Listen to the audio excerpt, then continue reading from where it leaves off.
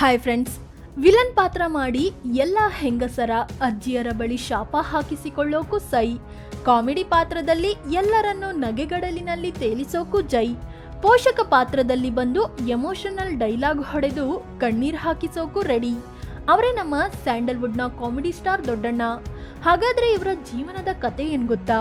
SSLC fail ಆದ ಇವರು ಸಿನಿರಂಗಕ್ಕೆ ಬಂದಿದ್ದು ಹೇಗೆ? ಮದುವೆಯಾದ ನಂತರವೂ ಪತ್ನಿಯನ್ನು ದೂರ ತಳ್ತಿದ್ದು ಯಾಕೆ? ಇವರ ಕುಟುಂಬ ಹೇಗಿದೆ? ಈಗ ವೀಲ್ ಚೇರ್ನಲ್ಲಿ ಓಡಾಡ್ತಿರೋದು ಯಾಕೆ ದೊಡ್ಡಣ್ಣ? ಎಲ್ಲವನ್ನ ಈ ವಿಡಿಯೋದಲ್ಲಿ ಹೇಳ್ತೀವಿ. ಅದಕ್ಕೂ ಮುನ್ನ ನೀವಿನ್ನೂ ನಮ್ಮ ಚಾನಲ್ಗೆ ಸಬ್ಸ್ಕ್ರೈಬ್ ಆಗಿಲ್ಲ ಅಂದರೆ ಈ ಕೂಡಲೇ ಆಗಿ ಪಕ್ಕದ ಬೆಲ್ ಐಕಾನ್ ಮೇಲೆ ಕ್ಲಿಕ್ ಮಾಡಿ. 1949 ನವೆಂಬರ್ 12ರಂದು ದೊಡ್ಡಣ್ಣ ಜನನ. ಕಾಮಿಡಿ ಕಿಂಗ್ ದೊಡ್ಡಣ್ಣ 1949 ನವೆಂಬರ್ 12ರಂದು ಜನಿಸಿದ್ರು. ಹಾಸನ ಜಿಲ್ಲೆಯ ಅರಸೀಕೆರೆ ಇವರ ಹುಟ್ಟೂರು. ತಂದೆ ಸೂಗೂರಪ್ಪ, ತಾಯಿ ನಂಜಮ್ಮ. ಬಸವರಾಜ್ ಮತ್ತು ರಾಚಣ್ಣ ಅನ್ನೋ ಇಬ್ಬರು ಅಣ್ಣಂದಿರು ಇದ್ರು. ಇವರದ್ದು ವೀರಶೈವ ಸಮುದಾಯಕ್ಕೆ ಸೇರಿದ ಬಡ ಕುಟುಂಬವಾಗಿತ್ತು. ಮನೆಯಲ್ಲಿ ತುಂಬಾ ಕಷ್ಟ ಇತ್ತು. 2 ಎಮ್ಮೆಯೇ ಇವರ ಜೀವನಕ್ಕೆ ಆಧಾರವಾಗಿತ್ತು. ಪ್ರತಿದಿನ ದೊಡ್ಡಣ್ಣ ಎಮ್ಮೆಯ ಹಾಲನ್ನ ಮನೆ ಮನೆಗೆ ಕೊಟ್ಟು ಬರಬೇಕಿತ್ತು. ಜೊತೆಗೆ ತಾಯಿ ಊಟದ ಎಲೆ ಮಾಡಿ ಮಾರಾಟ ಮಾಡ್ತಿದ್ರು. ಇವುಗಳೇ ಇವರ ಜೀವನಕ್ಕೆ ಆಧಾರವಾಗಿದ್ವು.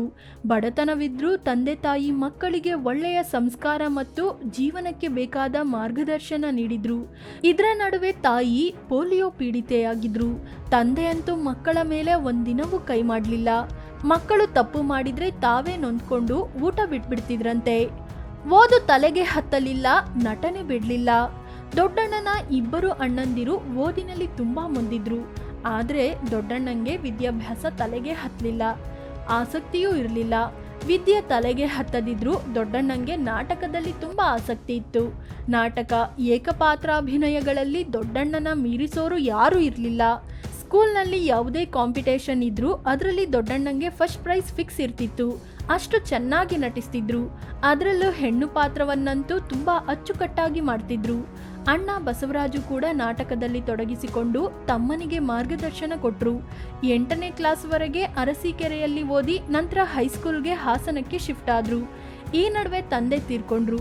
SSLCಯಲ್ಲಿ ಫೇಲ್ ಆದ ದೊಡ್ಡಣ್ಣ ITI ಕಾಲೇಜಿಗೆ ಸೇರಿ ವೆಲ್ಡಿಂಗ್ ಕೋರ್ಸ್ ಪಡ್ಕೊಂಡ್ರು.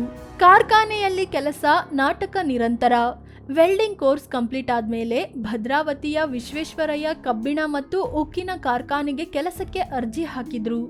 ಅದೃಷ್ಟ ಅನ್ನೋ ರೀತಿಯಲ್ಲಿ ಮೊದಲ ಅರ್ಜಿಗೆ ದೊಡ್ಡಣ್ಣನನ್ನ ಸೆಲೆಕ್ಟ್ ಮಾಡಿ ಕೆಲಸಕ್ಕೂ ಕರೆಸ್ಕೊಂಡ್ರು.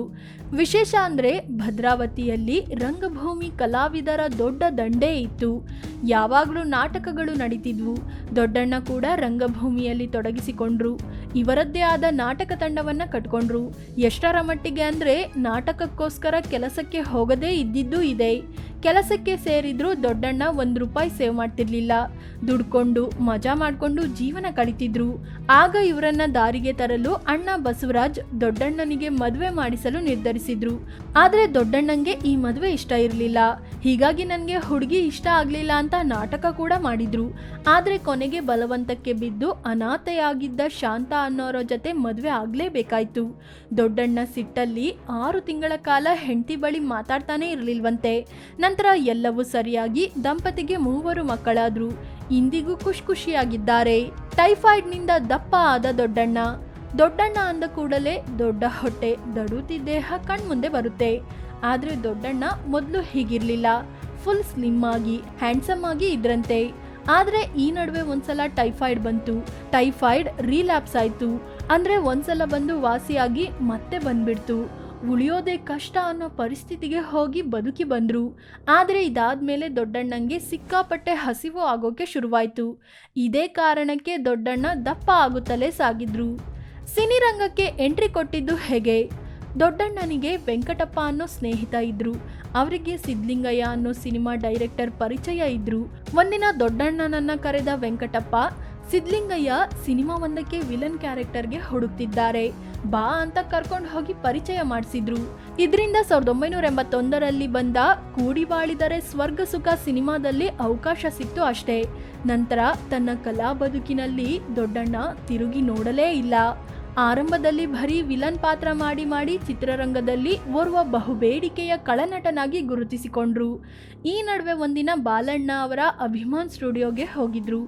ಆಗ ಬಾಲಣ್ಣ, ಏಯ್ ದೊಡ್ಡ, ಹೀಗೆ ವಿಲನ್ ಆಗಿಯೇ ಉಳಿಬೇಡ, ಅದಕ್ಕೆ ಆಯಸ್ಸು ಕಡಿಮೆ, ನಿನ್ಗಿಂತ ಚೆನ್ನಾಗಿ ಮಾಡೋರು ಬಂದ್ರೆ ನಿನ್ ಮಾರ್ಕೆಟೇ ಬಿದ್ದೋಗುತ್ತೆ ಅಂದ್ರು.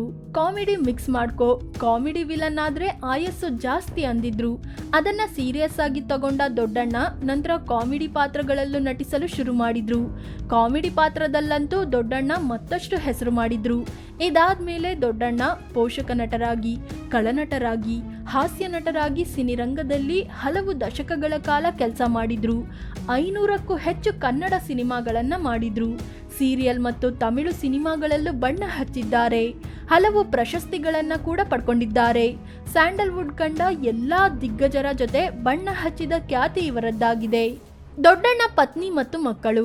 ದೊಡ್ಡಣ್ಣ ಶಾಂತ ಅನ್ನೋರನ್ನ ಮದುವೆ ಆಗಿದ್ದು ಹತ್ತತ್ರ 5 ದಶಕಗಳ ಸುಂದರ ದಾಂಪತ್ಯ ನಡೆಸಿದ್ದಾರೆ. ದಂಪತಿಗೆ ಉಷಾರಾಣಿ, ಸುಗುರೇಶ್ ಮತ್ತು ಚೈತ್ರ ಅನ್ನೋ ಮಕ್ಕಳಿದ್ದಾರೆ. ಇವರಲ್ಲಿ ಚೈತ್ರ ಅವರನ್ನ ಕೆ.ಸಿ. ವೀರೇಂದ್ರ ಅವರು ಮದುವೆ ಆಗಿದ್ದಾರೆ. ಕೆ.ಸಿ. ವೀರೇಂದ್ರ ಪಪ್ಪಿ ಕಾಂಗ್ರೆಸ್ ನಾಯಕರಾಗಿದ್ದು ಚಳ್ಳಕೆರೆ ಶಾಸಕರು ಹೌದು. ಈ ಹಿಂದೆ ಇವರು ಜೆಡಿಎಸ್ನಲ್ಲೂ ಗುರುತಿಸಿಕೊಂಡಿದ್ರು. ಆದ್ರೀಗ ಇವರ ವಿರುದ್ಧ ಆನ್ಲೈನ್ ಬೆಟ್ಟಿಂಗ್ ಮತ್ತು ಗೇಮ್ ಮೂಲಕ ಅಕ್ರಮವಾಗಿ ದುಡ್ಡು ಮಾಡಿರೋ ಆರೋಪ ಕೇಳಿ ಬಂದಿದೆ. ವೀರೇಂದ್ರ ಪಪ್ಪಿಗೆ ಸೇರಿದ 100 ಕೋಟಿ ರೂಪಾಯಿ ಮೌಲ್ಯದ ಚಿನ್ನಾಭರಣ, ವಾಹನಗಳನ್ನ ಇಡಿ ವಶಕ್ಕೆ ಪಡೆದಿದೆ. ಸದ್ಯ ವೀರೇಂದ್ರ ಪಪ್ಪಿ ಜೈಲು ಹಕ್ಕಿಯಾಗಿದ್ದಾರೆ. ಇನ್ನು ದೊಡ್ಡಣ್ಣ ಇಷ್ಟು ದೊಡ್ಡ ಸ್ಟಾರ್ ಆದ್ರೂ ಬೆಳೆದು ಬಂದ ದಾರಿ ಮರ್ತಿಲ್ಲ.